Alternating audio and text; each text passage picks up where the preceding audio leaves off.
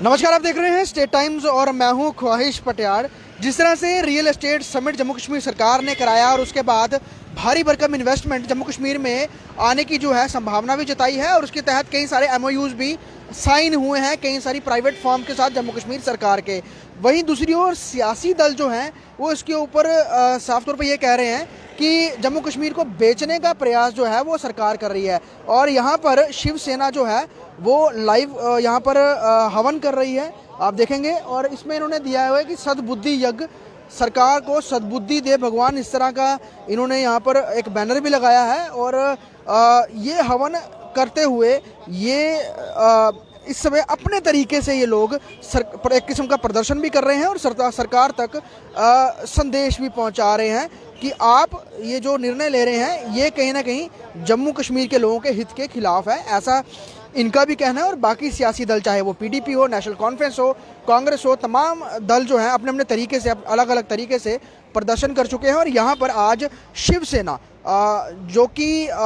पिछले कई दिनों से लगातार सक्रिय दिख रही है और यहाँ पर अगर आप देखेंगे जो उन्होंने बैनर लगाया है उसमें कई सारी चीज़ों का जिक्र किया गया है, जिसमें साफ तौर पे ये लिखा है कि जम्मू कश्मीर को बेचना बंद करो, वहीं डोगरी संस्कृति एवं पहचान सुरक्षित करो, ये भी कहा गया है। खनन माफिया, टोल माफिया, चिकित्सक माफिया जो है, ड्रग माफिया से मुक्ति दिलवाओ और युवाओं को रोज़गार दिलाओ, इस तरह की कई सारे ये इन्होंने पॉइंट्स यहाँ पर जिक्र किया गया है। और यहाँ पर अभी फ़िलहाल इन्हीं सभी चीज़ों के लिए ये प्रदर्शन भी कर रहे हैं। बात करेंगे इनके साथ क्योंकि हवन भी कर रहे हैं, इनसे बात करेंगे।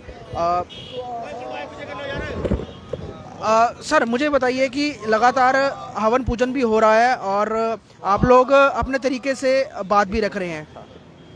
क्या कहेंगे इसको लेकर? अनोखे तरीके से आप लोग ये प्रदर्शन बिल्कुल ये हवन यज्ञ का हमने यहाँ पर आयोजन किया है कि जम्मू कश्मीर के अंदर शांति बहाली हो, हमारा जो लगातार यहाँ पर आतंकवाद आ रहा है उस पर पूर्ण विराम लगे और जम्मू कश्मीर की जनता के साथ, खास करके जम्मू के साथ जो वादे किए गए थे हमें राजनीतिक अधिकार देने के, यहाँ के युवाओं को रोजगार देने के, हमारे महाराजा हरि सिंह के जन्म दिवस पर छुट्टी देने के और जो हमारे डेली वेजर है रोजाना सड़कों पर है उनको, यानी जो 2019 के बाद पिछले 2 साल में हमारे साथ सरकार ने वादे किए गए थे, हम इस हवन के माध्यम से सरकार की सद्बुद्धि के लिए प्रार्थना कर रहे हैं कि कम से कम 2022 जो आने वाला है वो जम्मू कश्मीर की जनता के लिए खुशहालियों से भरा हो। अब रियल एस्टेट समिट पे भी सवाल उठा रहे हैं कि जमीनें जो है वो जम्मू को बेचने की एक साजिश रची जा रही है। सोची समझी साजिश के तहत हमारे यहाँ के युवाओं को, हमें चाहिए विकास हो मगर यहाँ के युवाओं को रोजगार मिले। यहाँ के डॉक्टर्स, हमारे पास आगे भी यहाँ पर नारायणा हॉस्पिटल खुला है, कई अस्पताल है, वहाँ पर तो डॉक्टर नहीं है, ये बाहर से अस्पताल लाकर यहाँ पर कैसे यहाँ पर जो है डॉक्टर मुहैया करवाएंगे?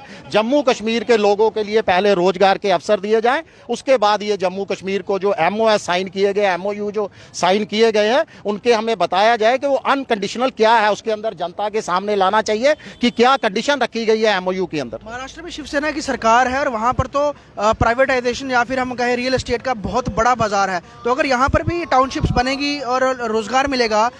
उसको लेकर क्या आपत्ति है शिवसेना को? देखिए, महाराष्ट्र इस समय बहुत विकसित राज्य है, वहाँ पर किसी चीज़ की कोई कमी नहीं है। महाराष्ट्र के लोगों को रोजगार के साथ महाराष्ट्र बाहरी राज्यों के लोगों को भी वहां पर रोजगार के अवसर मुहैया करवा रहा है, मगर जम्मू कश्मीर के अंदर यहाँ के युवाओं को रोजगार नहीं मिल रहा, तो जो थोड़े बहुत रोजगार थे वो भी बाहर से आकर लोग जो है वो यहाँ पर उन रोजगार, तो वही प्रयास कर रही है, उसी चीज का प्रयास कर रही है। देखिए, जो सरकार का अगर नीयत साफ है तो एमओयू को पब्लिक डोमेन में डाला जाना चाहिए। क्या कंडीशन थी, वो अनकंडीशनल क्या है? देखिए, यहाँ पहले से यहाँ पर इंडस्ट्री लगी हुई है, इंडस्ट्री के साथ पहले भी करार किए जाते थे, कुछ भी इसके अंदर नया नहीं है, मगर वो एमओयू जरूर नए हैं जो हमें सरकार बताने को तैयार नहीं है कि उसके पीछे क्या कारण है। आप चाहते हैं पब्लिकली होना चाहिए, सबको पता रहना। सरकार जो भी काम करती है पब्लिक को पता होना चाहिए क्या करती है। ये इस तरीके से यहाँ पर सरकार को सचेत